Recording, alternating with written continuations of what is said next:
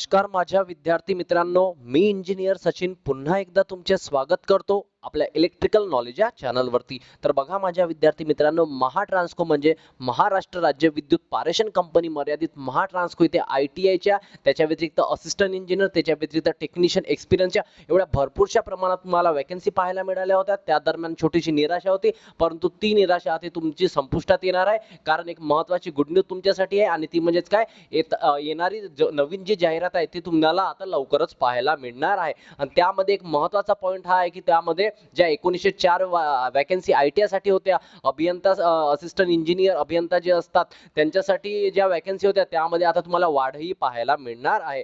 तर महापारेषण विद्युत सहाय्यक ही सुद्धा महत्वाची पोस्ट आहे. त्याच्या व्यतिरिक्त महापारेषण सहाय्यक अभियंता म्हणजे असिस्टंट इंजिनियर. तर हे जेवढी माझे विद्यार्थी मित्र आहे त्यांच्यासाठी एक महत्वाची मी गुड न्यूज घेऊन आलेलो आहो आणि ती म्हणजे कोणती, आता येणाऱ्या काही दिवसातच तुम्हाला नवीन जाहिरात पाहायला मिळणार आहे. तर बघा, महापारेषण जाहिरात बद्दल 20/6/2024 रोजी झालेल्या मीटिंग मधील मुद्दे. तर काही मुद्दे आहे विद्यार्थी मित्रांनो, ते माझ्यापर्यंत आलेले आहेत.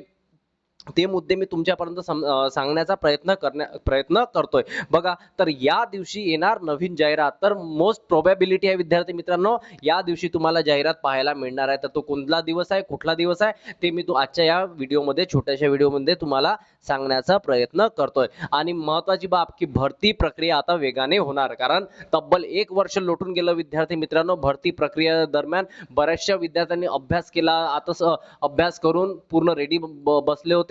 फक्त ते वाट बघत होते आता कशाची, तर ती परीक्षेची. परंतु परीक्षा काही जवळ येत नव्हती, कारण कॅन्सलेशन ऑफ रिक्रुटमेंट, ACBC वर्ग, हा सर्व बाबीचा आता इथून आपल्याला काय मिळणार आहे. आणि नवीन ऍडव्हर्टाइजमेंट येऊन तुम्हाला नवीन ज्यांना अप्लाय करायचं ते अप्लाय करतील, ज्यांना एडिट करायचं आहे ते एडिट सुद्धा करू शकतील. तर जाणून घेऊया या नवीन आजच्या या महापारेषण जाहिरातीबद्दल. जी मीटिंग झाली त्या मीटिंग मधील कोणकोणते मुद्दे होते आणि यामध्ये काय काय लिहिलेलं आहे ते. प्रत्येक हा जो व्हिडिओ असतो ना, तो तुमच्यासाठी अत्यंत महत्त्वाचा ठरणार आहे. तर तुम्ही जर या चॅनलवरती जर नवीन असाल ना, तर आत्ताच जाऊन आपल्या चॅनलला सबस्क्राईब करून द्या. सबस्क्राईब केल्याच्यानंतर जी बेल आयकॉन असते ना, तिला सुद्धा ऑन करून द्यायची. याच्यामुळे काय होते, येणारे सर्व क्लासनिंग notification, state government job, central government job याची संपूर्ण माहिती ना आपण महाराष्ट्रातील विद्यार्थ्यांना, ITIच्या आणि डिप्लोमा डिग्रीच्या विद्यार्थ्यांना देण्याचा प्रयत्न करीत असतो. चला सुरू करूया. महत्त्वाच्या पॉइंट्स यामध्ये लिहिलेले आहे. बघा, यामध्ये पहिला पॉइंट लिहिलेला आहे, महापारेषण महाट्रान्सको भरतीबद्दल सध्याची खूप महत्वाची बातमी आलेली आहे. पहिला पॉइंट कोणता होता, खूप महत्वाची बातमी आलेली आहे. आता ती कोणती महत्वाची बातमी बघा, एक एक पॉइंट इथे मी तुम्हाला समजून सांगण्याचा प्रयत्न करतो. बघा इथे काय लिहिलंय, येत्या काही म्हणजे 10 दिवसात, 10 हे याच्यामध्ये लिहिलंय ब्रॅकेटमध्ये, म्हणजे येत्या काही दिवसात, होऊ शकते 8-10 दिवस लागतील. येत्या काही दिवसात महापारेषण भरतीच्या सर्वच जाहिराती वर्तमानपत्रात प्रसिद्ध करणार आणि त्यानंतर लगेचच ऑनलाईन फॉर्म फिलिंग एडिटिंग चालू करण्यात येईल. हा प्रोबॅबिलिटी आहे विद्यार्थी मित्रांनो, प्रोबॅबिलिटी आहे. येणाऱ्या 10 दिवसात म्हटलं आहे. मी अजूनही सांगतो, 10 दिवस तर खूप आहे. तुम्ही 1 मंथ घेऊन चालायचा आहे. किती मंथ? 1 महिना घेऊन चालायचा. बाकीच्या इतर ज्या बाबी असतात त्याचा सुद्धा आपल्याला आढावा घ्यावा लागेल. तुम्ही 1 मंथ घेऊन चाला. 1 मंथच्या आतमध्ये जेवढ्या लवकर ती वॅकन्सी येईल, जेवढ्या लवकरात लवकर ती ॲडव्हर्टाइजमेंट येईल, ते आपल्यासाठी योग्य असणार आहे. पण इथे 10 दिवसात लिहिलं आहे, तर आपण 1 महिना 15 दिवस घेऊन चालायचं. तर भरतीच्या जाहिरात पत्रात करणार आहे. आता सर्वात आधी कुठे येते, ते वर्तमानपत्रामध्ये, म्हणजे न्यूजपेपरला ती ॲडव्हर्टाइजमेंट येते, हे सर्वांना माहिती आहे. दुसरा पॉइंट बघा,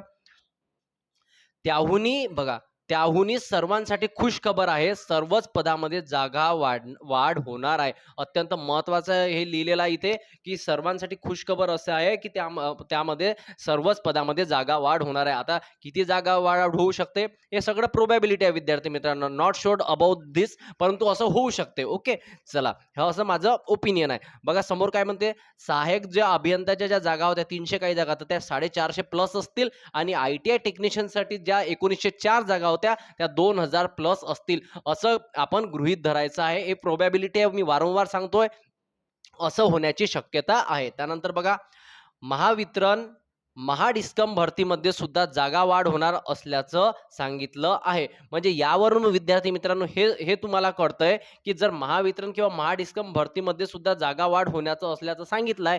म्हणजे याच्यावरून असं तर नाही होणार की होऊ शकते महावितरण पहिले तर सर्वात आधी काय करतील, येणाऱ्या 8 ते 10 किंवा 15 दिवसामध्ये हे काय करतील, महापारेषणची जाहिरात काढतील. कशाची? महापारेषणची नवीन जाहिरात.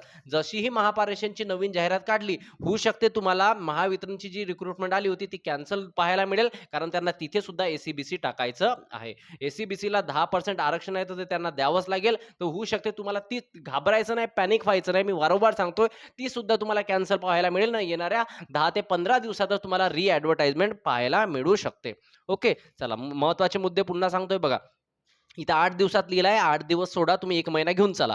8 दिवसात सुधारित जाहिरात सर्व पदाची प्रसिद्ध करण्यात येईल, असा एक मुद्दा इथं लिहिलेला आहे आजच्या मीटिंगमध्ये. त्यानंतर बघा, जाहिरात प्रसिद्ध झाल्यानंतर रिक्त झालेले पदे भरती प्रक्रियेमध्ये विचारात घेण्यात येईल. जाहिरात प्रसिद्ध झाल्यानंतर जे रिक्त झालेले जे पदं होते ना, ते भरती प्रक्रियेमध्ये विचारात घेण्यात येणार आहे. हा सुद्धा एक महत्त्वाचा पॉईंट यामध्ये आहे. त्यानंतर बघा, तिसरा पॉईंट बघा, सुधारित जाहिरातीमध्ये सामाजिक शैक्षणिक मागास प्रवर्ग म्हणजे एसीबीसी, सामाजिक शैक्षणिक मागासवर्ग एसीबीसी 10% आरक्षणाचा समावेश करून प्रसिद्ध करण्यात येईल. हा महत्वाचा पॉईंट आहे विद्यार्थी मित्रांनो.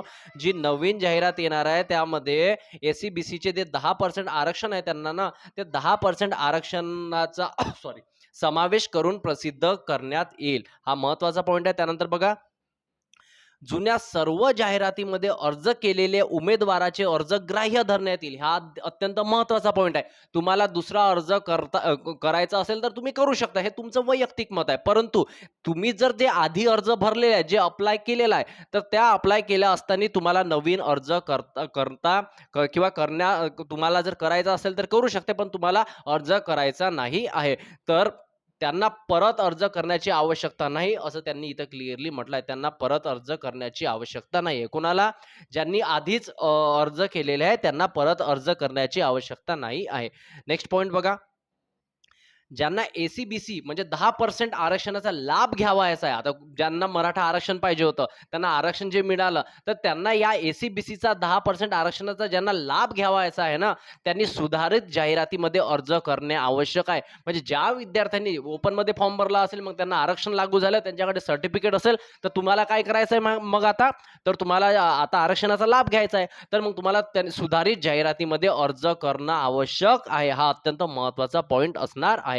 ओके, त्यानंतर बघा विद्यार्थी मित्रांनो, नेक्स्ट अँड लास्ट पॉइंट बघा काय म्हणतोय, थेट भरतीच्या पदासाठीची वयोमर्यादा पूर्वी केलेल्या अर्जाप्रमाणे ग्राह्य धरण्यात येणार आहे. म्हणजे तुमची जी वयोमर्यादा होती महाट्रान्सकोची, ज्या आधी रिक्रुटमेंट होत्या, असिस्टंट इंजिनियर, त्यानंतर विद्युत सहाय्यक, टेक्निशियन, जी तुमची वयोमर्यादा होती तीच असणार आहे. तर हे महत्त्वाचे मुद्दे आहे विद्यार्थी मित्रांनो. एक गुड न्यूज आहे तुमच्यासाठी की आता तुम्हाला लवकरच तुमची नवीन जाहिरात पाहायला मिळणार आहे. अभ्यास चालू ठेवा, आणि होत असेल ना तर तुमचा पूर्ण सिलेबस आपण आपल्या यूट्यूब चॅनलवरती कव्हर करून दिला आहे. महाट्रान्सकोचा जर तुम्हाला विद्युत सहाय्यक या पदासाठी जर तुम्ही तयारी करत असेल ना, एकदा आपल्या यूट्यूब चॅनलवरती जा. 100 क्लासेस झालेले आहे विद्यार्थी मित्रांनो. त्या 100 क्लासेसमध्ये ना जवळपास पूर्ण सिलेबस मी कव्हर करून दिलेला आहे. एकही टॉपिक सोडलेलं नाही आहे. बेसिक इलेक्ट्रिक पासून basic electricity, AC fundamental, battery, synchronous motor, DC motor, alternator, AC generator, पूर्ण जेवढेही पॉवर सिस्टम जनरेशन सर्वच सर्व आपण त्यामध्ये कव्हर करून दिलं आहे. त्याच्या व्यतिरिक्त 200 प्रश्नाची सिरीज सुद्धा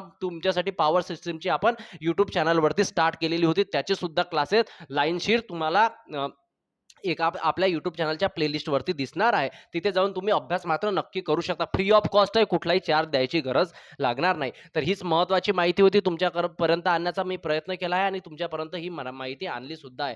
जर विद्यार्थी मित्रांनो तुम्ही या चॅनलवरती जर नवीन असाल ना, तर खरंच आत्ताच आपल्या ज्या चॅनलला जाऊन सबस्क्राईब करून द्या. जी बेल आयकॉन असते ती ऑन करून द्यायची, आणि याच्यामुळे काय होईल ना, सर्व नोटिफिकेशन तुम्हाला सर्वात आधी पाहायला मिळेल. ओके, चला भेटूया आता पुढच्या व्हिडिओमध्ये. तोपर्यंत बाय.